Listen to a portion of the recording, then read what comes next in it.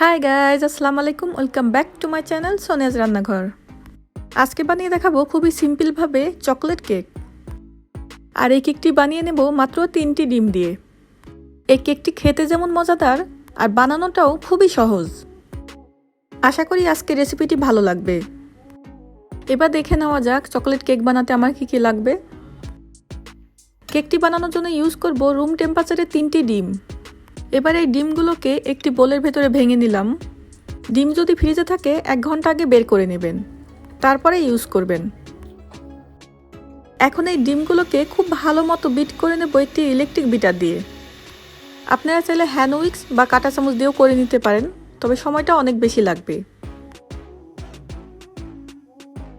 2-3 minute bit করে নেওয়ার পরে এখন অ্যাড করে দিলাম 1 টিস্পুন ভ্যানিলা এক্সট্রাক্ট। আপনাদের পছন্দ অনুযায়ী যে কোনো ফ্লেভার অ্যাড করতে পারেন। এবার অ্যাড করে দিলাম হাফ কাপ সুগার বা স্বাদ অনুযায়ী। আপনারা মিষ্টি বেশি খেলে বাড়িয়ে নেবেন। সুগারটা অল্প অল্প করে অ্যাড করব আর ভালো মতো বিট করে নেব, যেন তাড়াতাড়ি সুগারটা গলে যায়।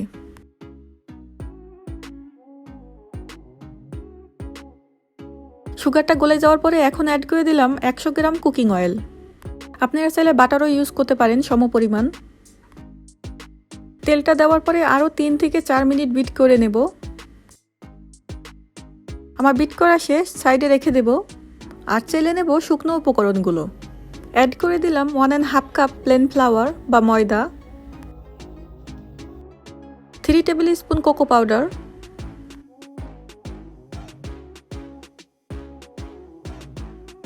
2 টিস্পুন বেকিং পাউডার।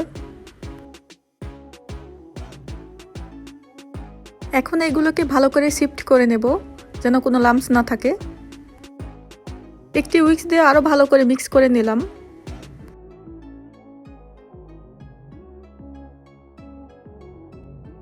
এখন মিক্স করে নিব যেই ডিমটা বিট করে রেখেছিলাম সেটার সঙ্গে।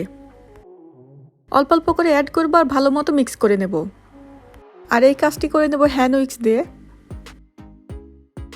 যখন শুকনো উপকরণগুলো ব্যাটারের সঙ্গে মিক্স করবেন তখন হ্যান্ড বিটার ইউজ করবেন না। হ্যান্ড বিটার ইউজ করলে কেকটি চুপসে যেতে পারে। এখন সবগুলো ময়দাই দিয়ে দিলাম আর ভালো করে মিক্স করে নেব। কেকের ব্যাটারটি দেখতে শক্ত লাগছে কারণ ডিমের পরিমাণ কম আর ময়দার পরিমাণ বেশি, তবে ভয় পাওয়ার কিছু নেই, কেকটি শক্ত হবে না। কেকটা যেন শক্ত না হয় তাই ইউজ করব ফুটন্ত 200 গ্রাম গরম পানি। আর এই ফুটন্ত গরম পানিটা ইউজ করার কারণে কেকটি সফট আর ময়েস্ট থাকবে। ঠান্ডা পানি বা দুধ ইউজ করবেন না, তাহলে কেকটা ভালো হবে না। এই 200 গ্রাম পানি একবারে ইউজ করব না, অল্প অল্প করে অ্যাড করব আর ভালো মতো মিক্স করে নেব। একবারে সব পানি ইউজ করলে ব্যাটারটি পাতলা হয়ে যেতে পারে। আমার 200 গ্রাম পানি সবটুকুই লেগেছে।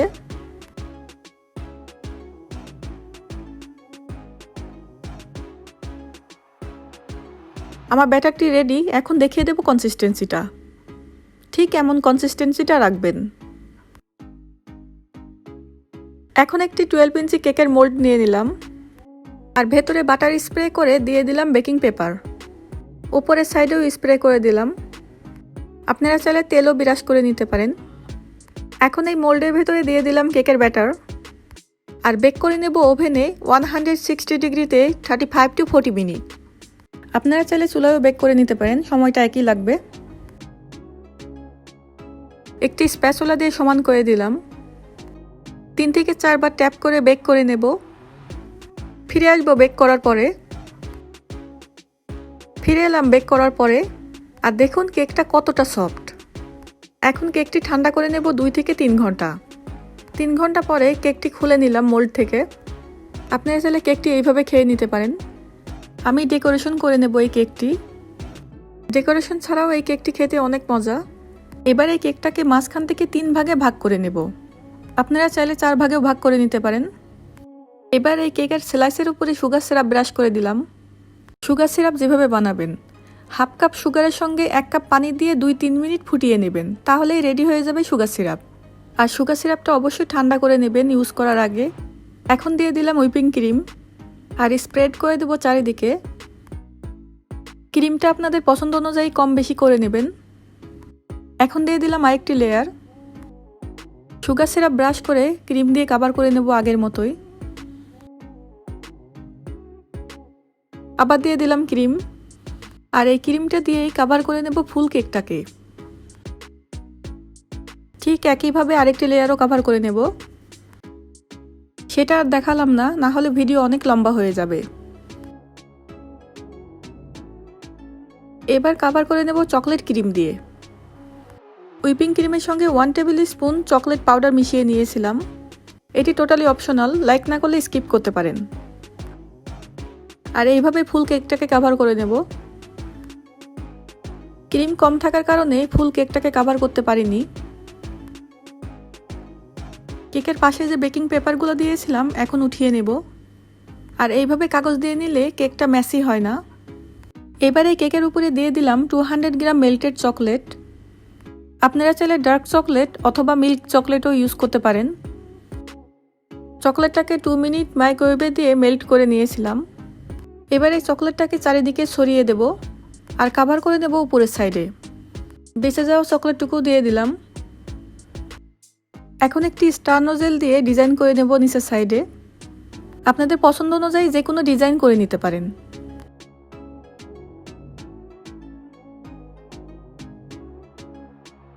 একই নোজেল দিয়ে উপরের সাইডেও ডিজাইন করে নেব। আই হোপ আপনারা আমার চাইতে ভালো ডিজাইন করে নেবেন। আমি জাস্ট আইডিয়া শেয়ার করলাম সিম্পলভাবে।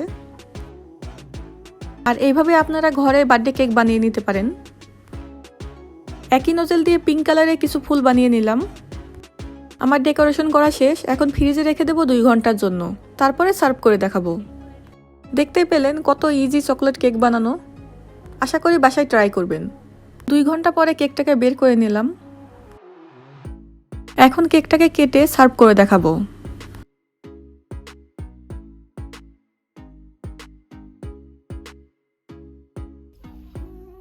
দেখুন কেকটা কতটা সফট আর কতটা ময়েস্ট, আর খেতেও আলহামদুলিল্লাহ অনেক মজা। আমার রেসিপি যদি ভালো লেগে থাকে লাইক শেয়ার কমেন্ট করতে ভুলবেন না। আর সাবস্ক্রাইব করে বেল আইকনটি ক্লিক করে রাখবেন। আমি যখনই কোনো নতুন ভিডিও আপলোড করব আপনাদের কাছে নোটিফিকেশন চলে যাবে। যারা অলরেডি সাবস্ক্রাইব করে পাশে আছেন তাদেরকে অনেক অনেক ধন্যবাদ। আবার দেখা হবে আরেকটি রেসিপিতে। ততক্ষণে ভালো থাকেন, সুস্থ থাকেন, সেফে থাকেন। Thank you so much for watching. আল্লাহ হাফেজ।